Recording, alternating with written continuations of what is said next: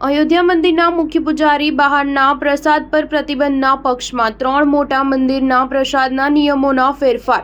તિરુપતિ મંદિરના લાડવાના પ્રસાદમાં કથિત ભેળસેળ સામે આવ્યા બાદ ઉત્તર પ્રદેશના મંદિરોમાં એલર્ટ જોવા મળી રહ્યું છે।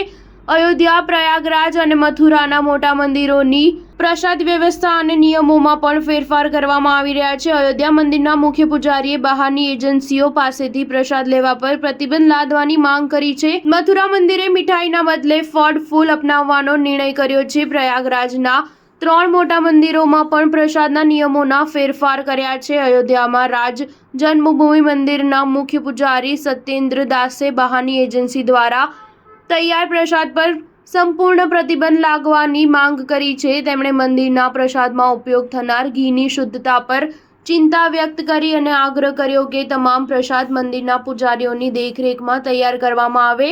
સત્યેન્દ્ર દાસે દેશભરમાં વેચાતા તેલ અને ઘીની ગુણવત્તાની ગહન તપાસની જરૂરિયાત પર ભાર મૂક્યો છે। તેમણે કહ્યું કે તિરુપતિ બાલાજીના પ્રસાદમાં ચરબી અને ફિશ ઓઇલના કથિત ઉપયોગ પર વિવાદ આખા દેશમાં વધી રહ્યો છે। તેમણે આરોપ લગાવ્યો છે કે પ્રસાદમાં અયોગ્ય પદાર્થનું મિશ્રણ મંદિરોને અપવિત્ર કરવાનું એક આંતરરાષ્ટ્રીય કાવતરું છે। બીજી તરફ મથુરામાં ધર્મરક્ષા સંઘે પ્રસાદમ વ્યંજનોની પ્રાચીન શૈલી પર પરત ફરવાની પોતાની નિર્ણયની જાહેરાત કરી છે, એટલે કે મીઠાઈના બદલે ફળ ફૂલ અને અન્ય પ્રાકૃતિક સામગ્રીઓથી બનેલો પ્રસાદ સામેલ કરવામાં આવશે। ધર્મરક્ષા સંઘના રાષ્ટ્રીય અધ્યક્ષ સૌરભ ગોડે પ્રસાદમ સિસ્ટમમાં મહત્વપૂર્ણ સુધારાની જરૂરિયાત પર ભાર મૂક્યો અને કહ્યું કે ધર્મગુરુઓ અને સંગઠનો વચ્ચે શુદ્ધ સાત્વિક પ્રસાદમ ચડાવવા અને સ્વીકાર કરવાની પારંપરિક પ્રથાઓ પર પરત ફરવા પર સહમતિ બની ગઈ છે। લલિતા દેવી મંદિરના મુખ્ય પૂજારી